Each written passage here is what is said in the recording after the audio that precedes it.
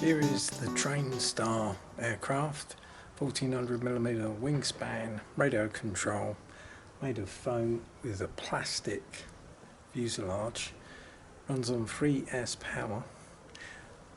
I've been lent this, or given this model from people at Phoenix Model Flying Club, and they've lent me a transmitter,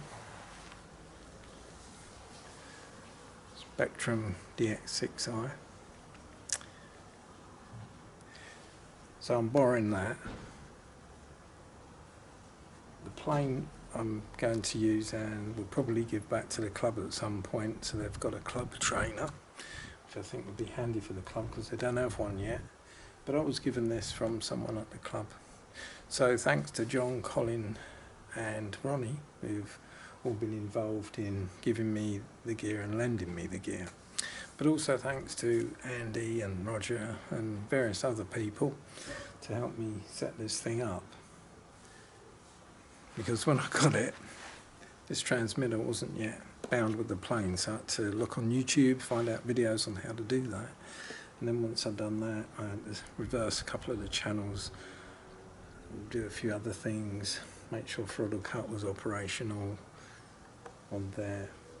But also, because the receiver didn't have a flaps connection, it meant that the flaps were not working on the flaps switch here. They were working on gears because it was plugged into the gears connection on the receiver.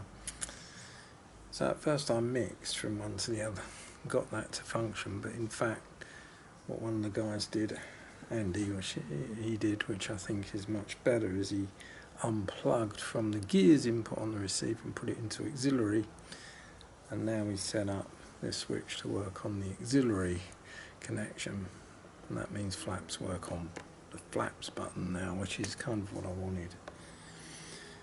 The other thing I didn't know was how to do a range check. Paul said maybe it's a button that you can flick that can't hold in position. I said, oh, there is one of them, this trainer button. And indeed, that's what you use to restrict the range when you're doing a range check. So, learning a lot fast. Now, the plane is, I think, mostly set up, but I haven't flown it yet. I would like someone else to fly it first, just to see how it goes. But I'll plug it in and give it a little run on the grass right now. I've painted on a rear window and glued down some of the stickers as much as I can that are coming off. I tried painting some of the damage just to make it blend a little more with the foam. It still shows, that's not too much to worry about. It is missing wheel spats and a spinner. Might get a spinner for it.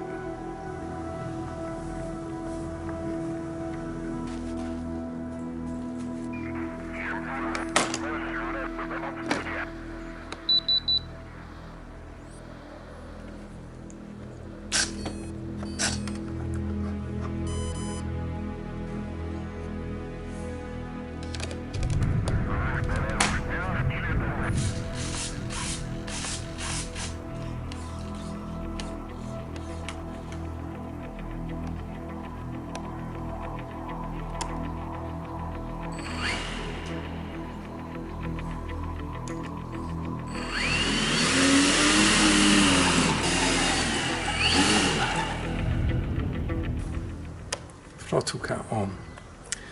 So there we have the Trainstar all set up, ready to go.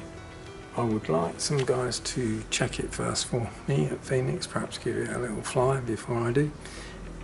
It's just completely normal in that it has no safety or AS3X. My next plane will have the Tasman 1500mm aircraft running on 4S power. But this one might be a good first one to try.